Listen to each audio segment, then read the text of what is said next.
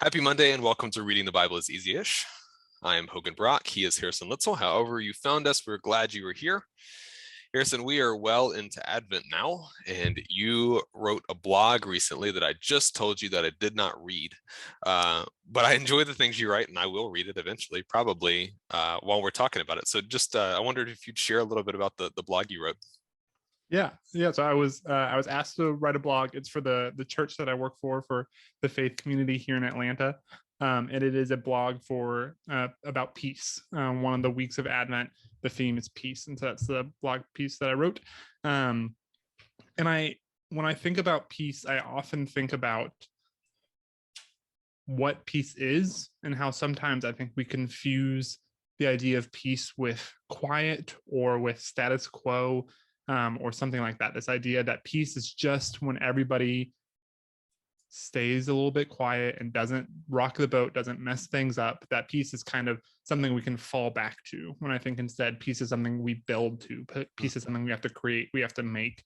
So I ended up kind of splitting the post in these three parts, calling it Peace is Loud. The idea that peace is loud because it is in community. It's us speaking to one another and asking one another questions and talking and going back and forth. That peace often involves children, and children are loud, and that doesn't mean that peace is messed up, but that's the fullness of peace.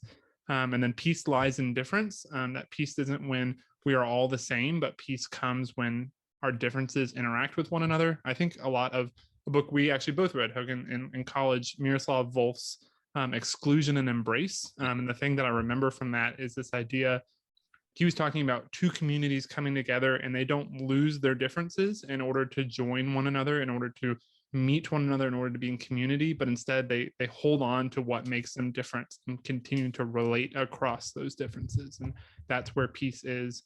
And then the third part was being peacemakers, not being peacekeepers. That peace isn't something, like I said, that we can fall back on, but peace is something we have to actively make. We have to create. And so that was kind of the inspiration when I was thinking of when I wrote this, and just keeping that in the forefront of our minds, that peace isn't silent or just what always has been, but peace is something we are continually actively creating.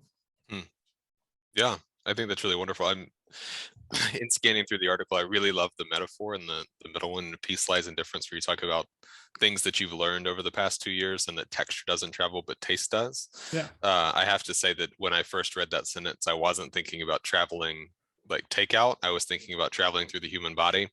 I was like, wow, this is a really weird metaphor, but it works out. So yeah. So to explain what Hogan is alluding to and not alluding to, I talk about how in takeout, that texture doesn't travel well in takeout, right? If you want to get good takeout, you want a food that is all one texture. Because if you get a French fry that's crispy on the outside and fluffy on the inside, it's going to be either all crispy or all soft by the time it gets home. You want foods that are one texture, but that the goodness of food often lies in those two textures coming together.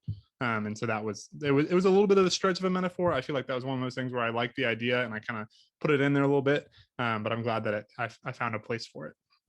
yeah, it's really wonderful.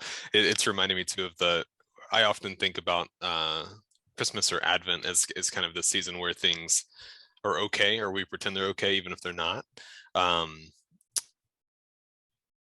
that feels a little bit like I like this idea of peacekeepers, right? Like kind of force peace or keep a stranglehold on peace for me. It's a little bit of a reminder though that it's something that you work for over time, not something that you create for a moment and hold on to very tightly, or keeping out what would disrupt the peace. It's working towards something instead. So that's really helpful. So thanks for sharing that. If you want to see that, you can find it on the faithcommunity.org, or if you follow Harrison on Facebook, he was tagged a little while ago, so you can find it there. We will go on to our scripture for today, which is from Luke chapter 1, verses 39 to 45. And the lectionary does something weird here too. So the lectionary is going through Luke, beginning Luke 1, and it gives verse recommendations, as well as like just the prescribed verses. And so it's got 39 to 45, as well as 46 to 55. And that actually overlaps with what happens next week. So it's a little weird, but we'll just do 39 to 45. In those days, Mary set out and went with haste to a Judean town in the hill country, where she entered the house of Zechariah and greeted Elizabeth.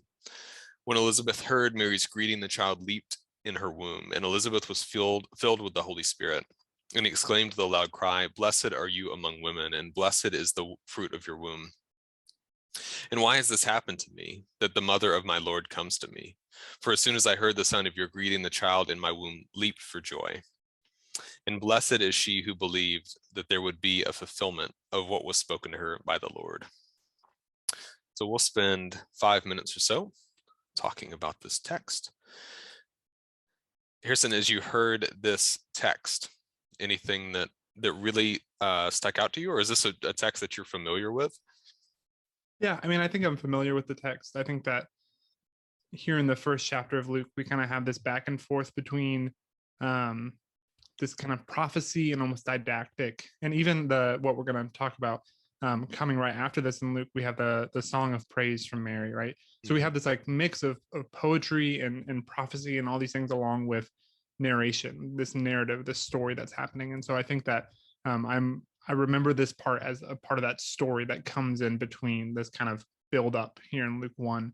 When you read that, I found myself kind of torn between my skepticism and my just kind of the simplicity of Christmas. When I hear Elizabeth say the child leaped within Elizabeth's womb, and she says, "Blessed is the fruit of your womb. How can it be that the mother of my Lord comes to me?" And these questions of like, well, what's really happening here? Does she really know who Mary's child is going to be? And like all these questions like that. But then the other side of me is like, I don't really want to ask those questions right now. Just the joy of this moment between these two women, of the excitement of children coming into the world, the excitement that Elizabeth has for Mary, and of Mary being able to rely upon this other woman, and just kind of being able to spend some time with that. Yeah, I really love the characters that are present here, for lack of a better word, right? Like when I started reading this, the first name we get Mary in the first verse, but we quickly get to Zechariah, and I was like, man, like I've read about Zechariah recently, and I don't really want to deal with him again. But we get these two characters of two pregnant women, and it's just like, I'm not sure that we get that image again anywhere else in the text, right? Of these two women in an incredibly beautiful but vulnerable kind of state. Yeah, I don't know. There's something interesting to me about the vulnerability, about the power, I guess, that's kind of present in this text, and the kind of faithfulness that it kind of invites the reader to. And I'm being incredibly vague about that because I'm talking about feelings rather than anything concrete. Yeah, I mean, I think all of this, like I said, just kind of build up to the birth of Jesus is interesting, because I always think about, I don't remember hearing most of these stories for the first time, right? The first time I remember hearing the story, I would have already known who Jesus was and what the story of Jesus' birth was. So just all of this kind of idea of reading these things with the knowledge of what's coming next in the story. And I think that we've all read books before that it's like, oh man, it'll never be the same to read it again. The foreshadowing, all that kind of stuff that's built in. And that's a part of what's happening here is the author is building up to something, but so often we already know what's being built up to. And so we kind of miss the excitement and the suspense of what's coming. And so it makes me wonder what it would be like to hear this story for the first time, not knowing what's coming next. Yeah, I'm also interested in this verse 42. It says, "Exclaimed with a loud cry," talking about Elizabeth and kind of the blessing that she gives to Mary. And I've always read that, and I think I do this because when I was in, I don't know, middle school or high school, there was a movie that came out that was called The Nativity, I think. And it's one of these happen, I feel like, once every 8 or 10 years, where someone tries to recreate like a story of Jesus with like live action characters. And it's always, I mean, it's always interpretive, right? Like the way that we talk about these texts each week, it leads us to expect that like there's some interpretation that you have to do here. And in that one, when Mary goes to Elizabeth like screams at Mary, and it was so fearful, is the way that I understood it, at least when I heard it then. And so that was my first reaction to hearing this, Elizabeth greeting Mary or blessing Mary, and then realizing that I'm reading that kind of assumption into this passage. And so I'm wondering, I was wondering just now, how would this feel if I read this sarcastically? I don't think that's the tone, but what if? And what does it mean to say this with a loud cry in love, or say this with a loud cry in, whatever voice you might put on Elizabeth here? Any final thoughts or things that you'd want to spend more time with if you're going to reflect on this for a week?